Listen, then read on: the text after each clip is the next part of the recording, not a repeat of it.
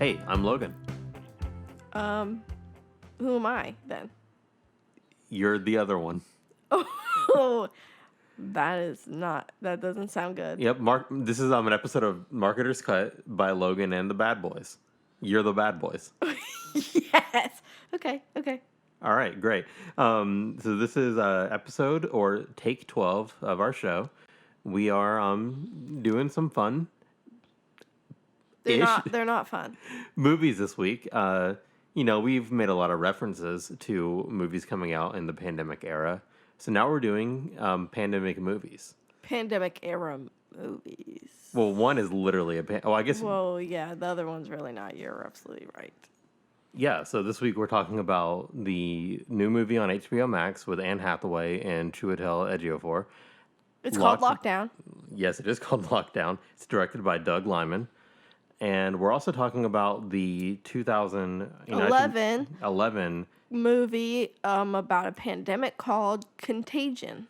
Yes, and that is directed by Linebacker. Nope, it's directed by Steven Soderbergh, who we'll talk about later, but he's quickly becoming one of my favorite directors the more of his stuff that I watch. He's a very interesting director. Those are the two movies we're talking about, and I think the big theme, especially of the first movie, but also of Contagion in this moment, is how much do people want COVID-19 or pandemic movies? Mm-hmm. And we're kind of going to get into that a little bit, especially in Lockdown, because I think it's an interesting topic to talk about. Well, let's talk about it. It's a podcast. Yes, it is a podcast. Also, listen, I'm going to be real pissed if you refer to me as anything other than the Bad Boys. I'm going to be absolutely livid. Okay. All right, so Lockdown. We talked about how it was directed by Doug Liman. Here's the synopsis from IMDb. I'm gonna read this, and I want you to tell me if you think it is a descriptive enough summary of the movie. Mm-hmm. All right. A couple attempts a high-risk, high-stakes jewelry heist at a department store.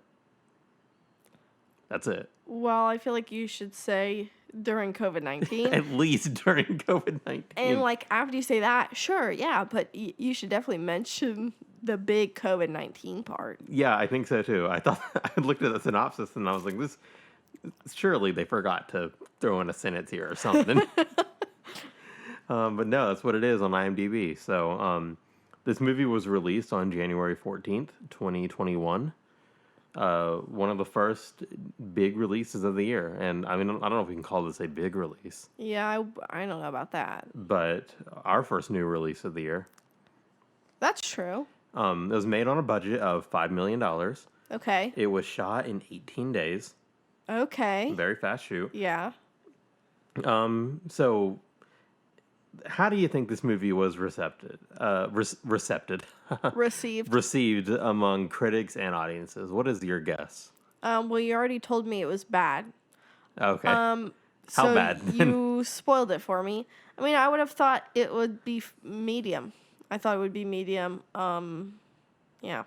Little side note. Alyssa just mentioned I spoiled it for her. It is very hard to do a podcast where you want to maybe surprise your co-hosts with a couple of facts and figures and stuff when you also live in the same apartment as them. When you have no other friends other than them. Yeah, you're kind of stuck. You're kind of locked down with each other. Please don't say that.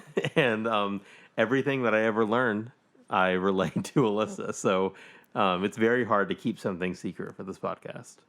That's true. So yeah, you thought medium. It's a 45% critic score.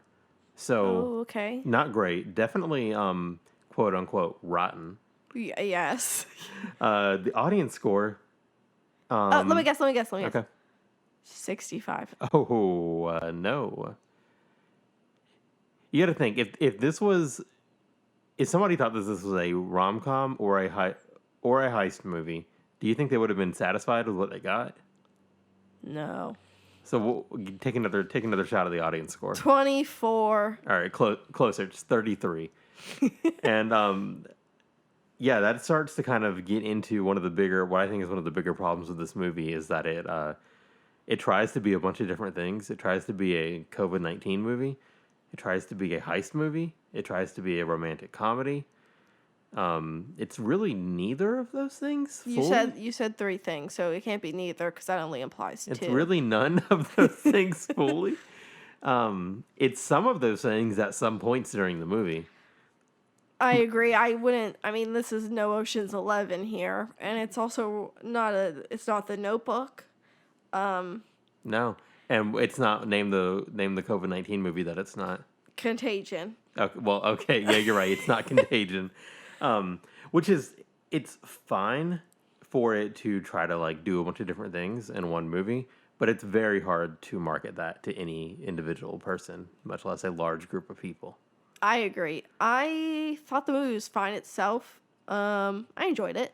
However, when you watch the trailer, you're kind of like, well, this isn't really, huh? It's weird. It feels weird the whole time, and I think part of it Yeah. is that it's making direct references to COVID-19, which is something that I think has not been done with great precision. And Grace. Yeah. A big example is the NBC sitcom Superstore. They started this season with a lot of heavy pandemic. Like they're in the middle of COVID-19 in that show now. And there's some stuff in it that's interesting, but a lot of it, especially the first episode of the season, felt like a recap. Like it was trying to capture everything that had happened in like the past 6 months. And I think that's part of what this movie does too, because it's like the beginning of the pandemic. So it's like trying to capture something that, yeah, was only, 10 or 11 months away from us, but it feels like ages. So it feels kind of weird. But it also still kind of feels like now, because like she's working from home. We do that now. Yeah. So I mean, I think some of the things were relevant, but they were only 2 weeks into the quarantine at this time of not making the movie, but in the movie. Yeah, like where it was set. Mm-hmm. Do you want to hear some of the critic, so when there's reviews on Rotten Tomatoes, you can click on like the critic score and it'll list all the critic reviews, and there's normally like a quick one sentence like summary of their review. Mm-hmm. So here's some of them. One is a sluggish heist comedy set in times of COVID-19 that spins its premise and confinement cliches in its first few minutes. This is by Renee Sanchez from Cine Sin Fronteras. The full review's in Spanish, it says. There's another one that I thought was really good. Stefan Pape from Common Sense Media. Pandemic-inspired comedy has swearing, drinking, drugs. That's it. That's it. Now I'm thinking about it. I do think Common Sense Media is like oh, what does this movie have? I'm a parent. I want to see if my kid can see this. So maybe that makes a little bit more sense. Here's another one, which is actually a positive review. Lockdown is inevitably and intentionally of the moment, but I hope some of its off-the-cuff spirit lasts after the pandemic. Okay. Yeah, not bad. Okay. Let's see. So this is a kind of harsh one. There's two in a row that I'm going to read. One from Travis Hobson from Punch Drunk Critics, and one from Matt Conway, Battle Royale with Cheese. What a nice. Okay. Yeah. What's the reviews? So, the Hobson one. Lockdown wants so badly to be of this moment in time that it misses the opportunity to be that as well as entertaining. Okay. A little harsh. 2 out of 5. And this one is admirable intentions aside, Lockdown doesn't add much to the conversation. Also true. That's the one I think I agree with most. Yeah. I sort of enjoyed the movie, but yeah, I do agree. Like we're going to talk about later, Contagion made a point, which was that a pandemic can happen, and this is what it will look like, which, like, it really... Well, let's not talk about that yet. Okay. But this one tries to, say something about the COVID-19 lockdown times, and I just don't feel like it actually gets much across. Completely agree with that as well. So, yeah, this movie had a really rough critical reception. Sounds like it. Yeah. And that when I tried to find marketing materials for it, I mean, other than a poster and trailer, this is all I could find was when the movie was announced. It's a lot of people saying no one wants a COVID-19 movie. Why are people making this? And then the movie comes out and it's a lot of mainly negative or mediocre reviews for it, which I don't think is what Lyman was setting out to make. I think he was trying to make something big and of the moment. So you can talk about the trailer and poster. Yeah, I'm ready. So I thought the poster was it's a weird looking poster. It does stand out pretty well in HBO Max's like interface and everything, like the bold purple. But the poster does say "Steel Diamond!" exclamation point, which is really funny. And then it has our two leads' faces on it and everything. What do you think? The poster was bad. Oh, okay. Yeah, I mean, I don't disagree, but all right. I mean, that's all you really have to say. It's just two people looking at each other in like some kind of looking plans, I guess, like like blueprints. Yeah, with some notes on it, or it just didn't feel like a lockdown movie to me, other than when it says lockdown or lockout or whatever. Other than when it says the title on it. Yeah. So what about the trailer? Trailer was misleading. Okay. Yeah, because the trailer focuses so much on the heist when that's maybe 20 minutes of this movie. I was shocked at how little we got heist. There was actually, and we might spoil the movie a little bit here, but for a good, I would say over half the movie, we were like, oh, wait, this isn't a heist movie. We just misinterpreted the trailer. And then it hit a point where we're like, oh, wait, no, this is a heist definitely movie. shit. Definitely this is a heist movie. They're just only going to show us in 15 minutes what the heist is like. Wow. Yeah, so very misleading, you're right. That's it. Yeah. Those were my sentences. I agree. Now, do you have any ideas for how you would market this movie better? Well, I do a better fucking poster. All right, no, lay it out for me. I'm ready. Okay. So when I was thinking about how shitty this poster was, I was thinking like it would be cool to see them like side by side and they're like in their rooms or something like that, or something that makes them feel secluded, but you can tell that they're together. Something that would be, cool and also stupid, but like this is kind of going towards this idea of they're in this house. It's like they're outside of their house, or like, but you can see inside. You can see them in their rooms or whatever. It's like, sliced house. And then outside, it's like the little COVID germs all outside the house. So you're like, well, damn, they're locked in because there's germs outside. Now, what if, listen, do you remember the posters for, and like side note, we should do these two movies together at some point just because. Okay. No Strings Attached and Friends with Benefits? Yeah. Okay, so the poster for, I believe, No Strings Attached, but it's one of them. They're like laying in the bed. It's like white sheets. They're both under sheets, and then they're like kind of looking annoyed with each other. Yeah. But they're still in the same bed with each other. Yeah. Just do like a very similar poster. All right? No. But have them like wear a mask, wear a face shield. You know what I'm saying? I don't think we got enough rom-com. It's definitely about like their relationship. It's true, but they don't care about what this movie is. They market it as a heist movie, and it's like something else. That's just what you're saying is just wrong. You cannot market it like that. Okay, fair point. Well, I want to hear your ideas. Okay, so this movie is called Locked Down. So I would like. God, I don't want to hear this about how you see a padlock and it's pointed down. I just don't want to hear it. I was not going to say anything of the sort. Like, seriously, I wasn't. Okay. You said it. No. I don't want to hear you talk about a padlock pointing down. There's nothing to say it's a bad idea. You said the bad idea. Okay, because I swore that's what you were getting there. I wasn't. Okay, well, tell me where you were getting that. Okay, I'm thinking, and I don't know if you can get Anne Hathaway and Chiwetel Ejiofor to do this, or if you need to get, like, some stand-in actors or something, but I want to see, like, a week-long live stream. Live streaming on Twitch, baby, for the young folks out there. And of them having to be locked down, of two people having to be locked down in the same room together, just for a week. Let them live stream the whole thing. See all the drama. It'll be like Big Brother. Is that the show? Yeah, but shh. I'm going to add to your idea. Okay. But it's like a prequel, a week-long prequel in real time to the movie. Kind of how things led up. What happened around Christmas? We don't know. I want to see. Yeah, this movie does. A side note, again, it doesn't really feel like they were in a long-term relationship ever at any point in this movie. I don't know. I can kind of get that they like Okay. were in a relationship. I mean, because now they're like they start with the movie kind of separated, so like they just don't have that. But I kind of got some history between them. I thought.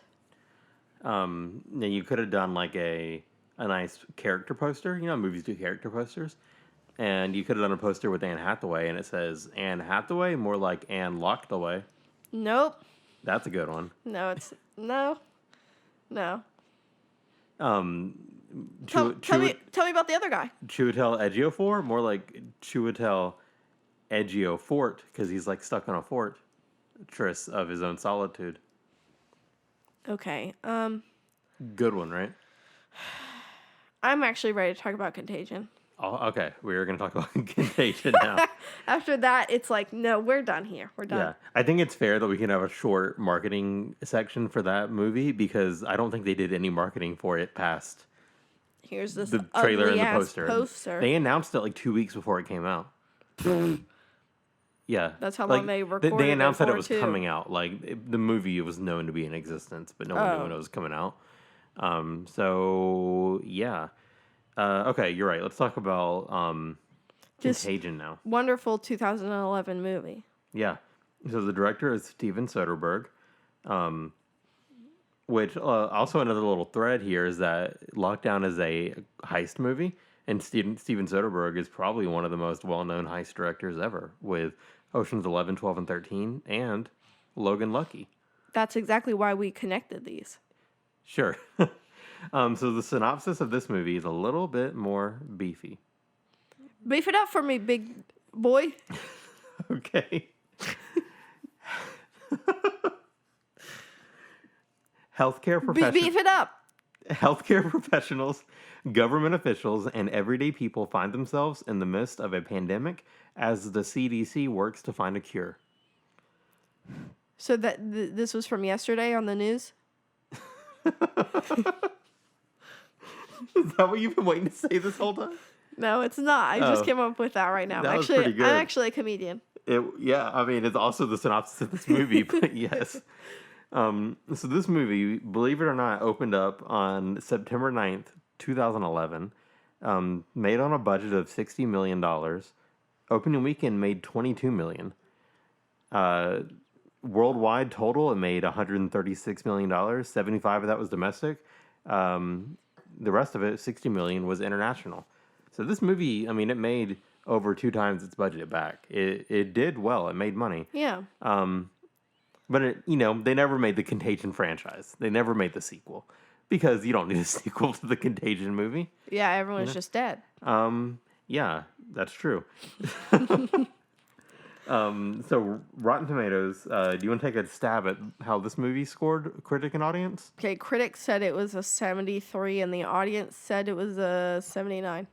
No, so 85 critic, Okay. 63 audience. Interesting. Yeah. Cinema score. This one had a theater release, so we can look at cinema score for it. B. That's it. No plus or minus. Really close. It's a B minus. Interesting. Now, I understand why people may not be super into this movie. I get it. Especially, so we watched the trailer, which we'll talk about soon. Let's save that for the trailer section.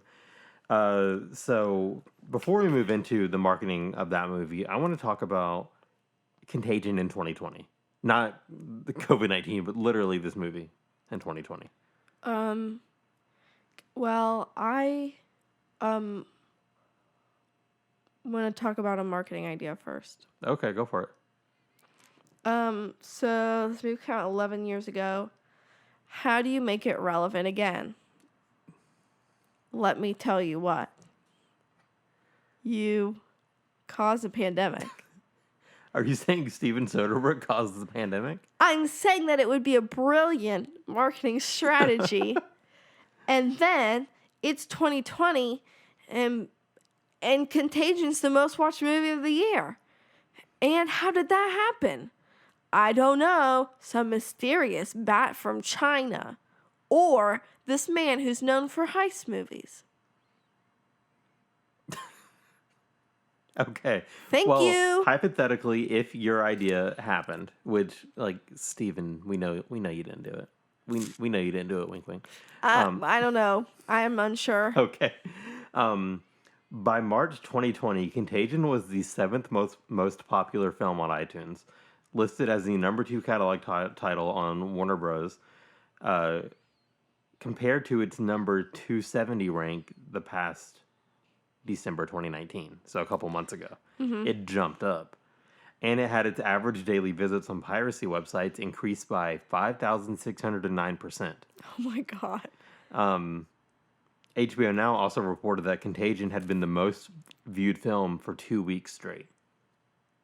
Wow. Wowzer, what I would say. Yeah. So here's a quote from the writer of this movie. He said... Wait, when did he say this? This year. Okay, that's why I went out. Very recently. So 2021? Sorry, 2020. Okay. I don't know. I think it was a 2020 interview. It was very recent. He said, "It is also surreal to me that people from all over the world write to me asking how I knew it would involve a bat, or how I knew the term social distancing. I didn't have a crystal ball. I had access to great expertise. So if people find the movie to be accurate, it should give them confidence in the public health experts who are out there right now trying to guide us." Which I fucking love that quote. Good point. It's a great point. Like the movie, there's so many parts in the movie and you're like, how'd they know? How'd they know? Damn, you're right. They knew. And yeah, they knew. Like COVID-19, it's like that. That TikTok where it's like, how are they gonna know? And then Contagion's looking at them. It's like they're gonna know. You know what I'm saying? But no, like that's a very good point. And I mean, when people say why did this movie hit everything so on the nose? It's because like they consulted scientists. And a big thing when this movie came out is like it had a great critical reception, but it also had a great reception from the scientific community. Yeah, I think if you have not seen this movie post 2020 or post COVID-19, I highly recommend watching it because it is so similar to now, and it's kind of like, wow, they wrote this movie 9 years ago, and now we're in a pandemic, and it's exactly like this. I mean, it is insane. Yeah, and like one of the crazy or the wilder things that I expected or that I didn't expect this to hit like so on the nose was the Forsythia thing. So in the movie, Jude Law plays a blogger, and he pretty much tells his audience of millions of people that there's like a cure for the virus in this movie, and it's called Forsythia. So everybody starts going to pharmacies and flipping their shit trying to get Forsythia, which is exactly what happened with, and now I'm forgetting the goddamn name of it, hydroxychloroquine, which lots of people, including the then president, said, hey, this is a cure for COVID-19, or this is a treatment, when there had been no science whatsoever to back that up, which is the same thing that happened with Forsythia. Like, down to the, not even the public health stuff, but like how people will try to capitalize on it. They got it right. Scary that we could have seen it coming and didn't, I guess. So yeah, do you want to talk about that trailer? Trailer was pretty good. I think it did a good job, pretty much. I mean, this movie definitely isn't spooky. And I feel like the trailer is a little more tense than the movie itself. But good. Yeah, I think the trailer almost makes it look like it doesn't show any action, but it's cut so fast and so intense. It almost feels like it's going to be... something's going to happen, but the whole time it's like, well, yeah, people are just dying, but like kind of slowly. Yeah, but the movie's also kind of fast. It's very slow and like methodical. Now, I don't think the trailer did anything wrong necessarily. Like, it did its job. It makes it exciting. And if people saw the movie and were like a little disappointed because they thought it was going to be like more wild because of the trailer. Like, that's on them, I guess. I just don't know how the trailer could have, like... That's on the marketing team. I guess it's on the marketing team, but I don't think there's a better way to You can't do it that fast. You have to do it slow. But then do people come see it? You gotta give what it is. I guess you're right. The poster. You want to talk about that? You know, you got the 6 faces, some of the biggest actors in the movie: Lawrence Fishburne, Gwyneth Paltrow. Speaking of pseudoscience medical cures, Gwyneth Paltrow. The poster is fine. There's people on it. They're all doing different things. I mean, I really didn't care about it. It was fine. I mean, it does its job. I think the colors of the poster are really cool because it's... Yeah. So I saw this trailer when I was... 2011? We were, 8th grade? 9th grade? I was a senior in college. In 2011. Yes. We're the exact same age. Well, We graduated high school in 2015. Okay. So in 2011, I remember the trailer for this movie, and I remember really wanting to see it. And I never did. And I remember I was too young then. Like, I wasn't paying attention to, like, what critics said about it. But also, this movie was, like, received really well by critics. But I think someone in my family, like my mom or dad or grandparents or something, saw it and said it wasn't that great. You know, they were the people that gave it that B- cinema score. Yeah. And I took their word for it at the time. And I didn't watch this movie until March or April of this year. And highly regret that. Yeah. But I do like the trailer was very memorable, and the poster was as well. So like when people started talking about Contagion this year, like I knew exactly what the movie was. I knew exactly what the poster looked like. Like I've remembered it very vividly. I just never seen it before. So I think that's kind of a good sign of like some good marketing. That's a good point. They were both kind of memorable. Yeah, it was very clear about what it was and stuff, and it had a cool visual, a distinct visual style, I think, which is important. So how would you market Contagion? You know, like not starting a pandemic. I don't know Okay. what else. I have an idea. Okay. I would also start a pandemic. Okay. But listen, so I'm going to spoil Inferno, the Dan Brown book / movie here. So if you don't want to hear the spoiler for that hit movie, skip ahead like a minute. But in that movie, the whole time they're trying to stop a guy from releasing a virus into the population. And it's assumed that this virus is going to kill like a lot of people, you know? And then by the end of the book, they stop the guy, but they don't stop him from releasing the virus. Like it's like still going out. So it's like, oh no, we failed. And then it's discovered that the virus doesn't actually kill a bunch of people. It made a bunch of people infertile.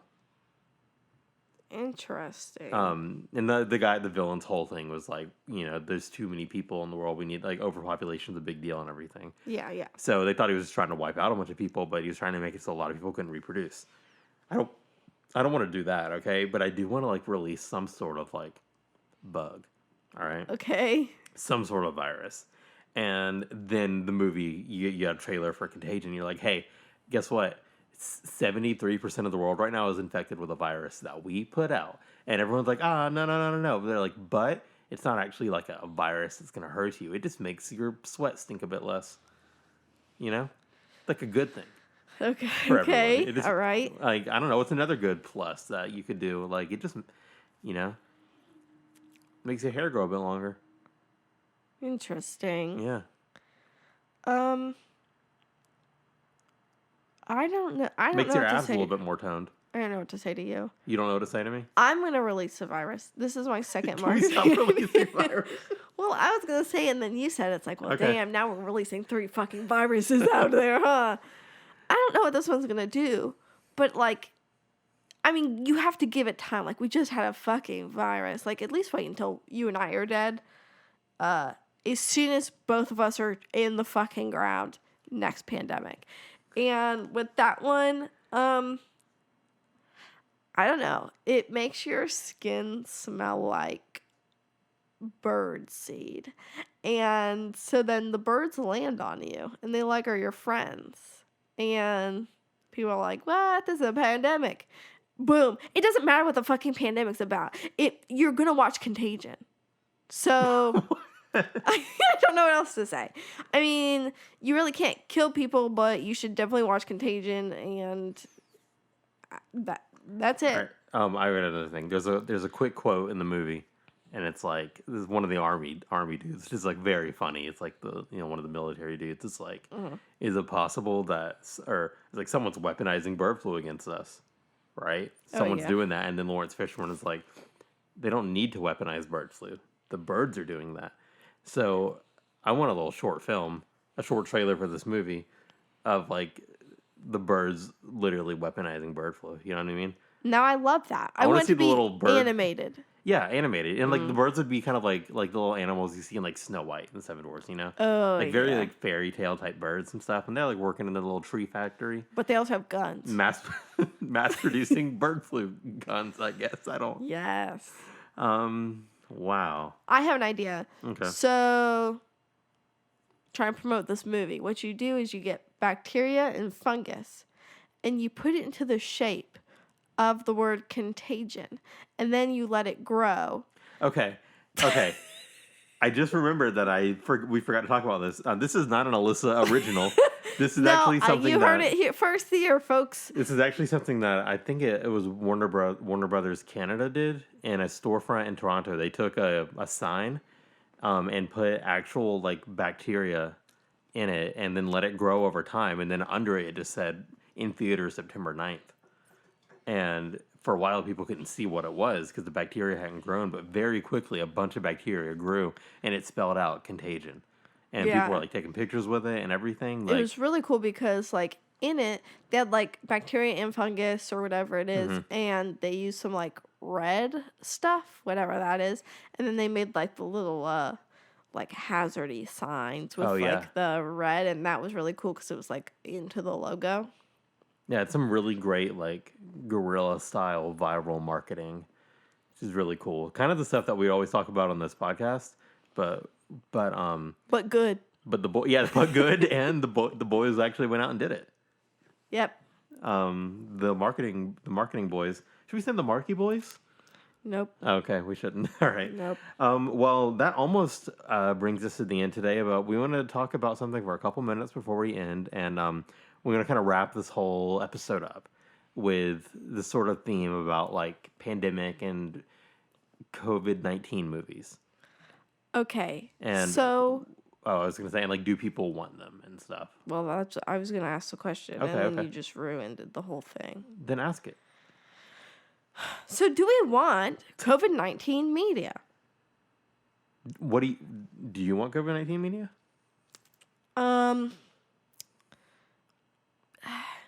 No. I mean, maybe, but like, no. Lockdown was not good enough to do it. Superstore is just cringy every time we watch it. Like, it just happened. It'd be different if maybe it was more relatable in small ways. Like, it's stuff like, oh, everyone's got to wear masks, stay 6 feet apart. But if it's like, I don't know. If it was more relatable on smaller things, maybe more like, maybe I shouldn't go see my grandma. I don't know. Just like there's some real, like, it's like people are afraid to tackle the real problems that COVID-19 has brought up. You know, like Superstore tries to make it funny, which I get it. It's a sitcom, and a lot of people go to like their nightly sitcoms for some sort of like escape. No, Superstore does not have that excuse because they just tackled systemic racism, and they just tackled that in the corporate retailer world. Exactly. But I mean, they took that on with more seriousness, which like I applaud them for it. Than they did. Then they had their entire like COVID-19 premise, I guess, that they've taken on this season, and like what you just said, like not being able to go see your grandparents, like that is an emotionally painful and devastating thing that a lot of people could relate to, and like, you know, maybe some sort of COVID-19 media could truly like move somebody by like portraying that correctly, you know. One thing that I don't think I want stuff like lockdown. I don't think I want like lighthearted things about COVID-19. But mainly because I think very few people can do it right.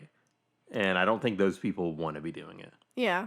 But what I do think I would enjoy, and maybe not right away, but eventually, is like based on a true story type movie. So not like documentaries and not like comedies, but like stuff about what actually happened during COVID. And it's sort of because like I have this whole like I like to sit and watch the world burn kind of thing, you know? Like when I see like some lady like screaming at employees at Walmart because they're telling her she can't walk in because she doesn't have a mask. Like I'll watch all 2.5 minutes of that video. You won't. No, but you know I love a good, hey, this happened, and we're putting it in this movie. Oh, wait, so you like this idea? Well, because I like... Oh, I thought you were saying, like, no. But you're like, delicious, tasty. Yeah, yummy, yummy. Okay. That's what I was saying.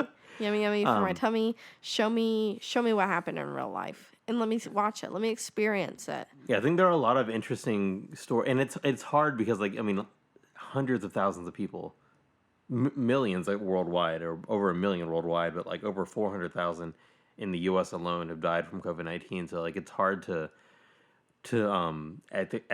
ethically write up a script and make a movie about a serious matter like that and, you know, profit off of it and make money from it.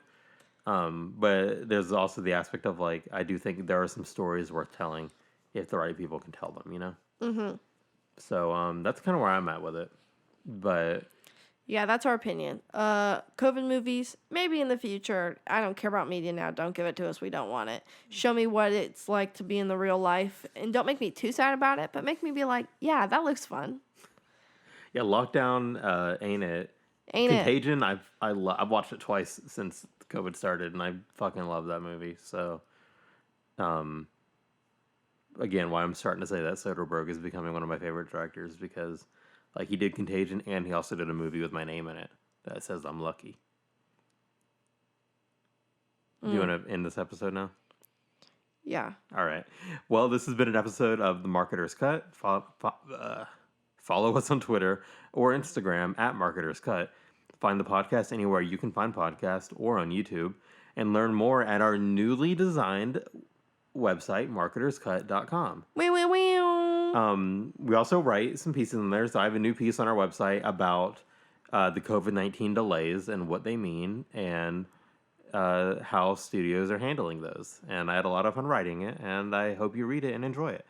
I also want to thank Jacob Wall for his art. Find more of his work on Instagram at JacobArtWall. And yeah, that's it for this episode. We don't know what we're talking about next week, so stay tuned on Twitter and stuff. Do you have anything that you would like to use your newly purchased mic for? Just test it out for at the end of this episode? Okay, well, let's talk about how this mic is actually getting older now. It is getting older now. A 3-month-old mic. However, I want to make money off of it sometimes. Sometimes I just want to do it for fun. This is like, I cough. Okay.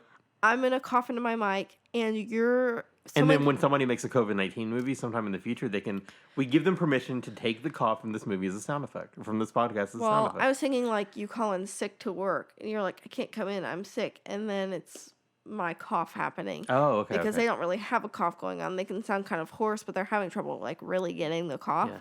So I'm about to do a very sickly cough. Okay, go for it.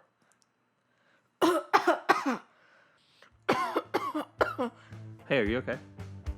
Oh wait, sorry, you're doing a cough of the thing. Sorry, it was just so real. I thought you were really sick. Thank you very much. All right, goodbye, everybody. $50 a pop.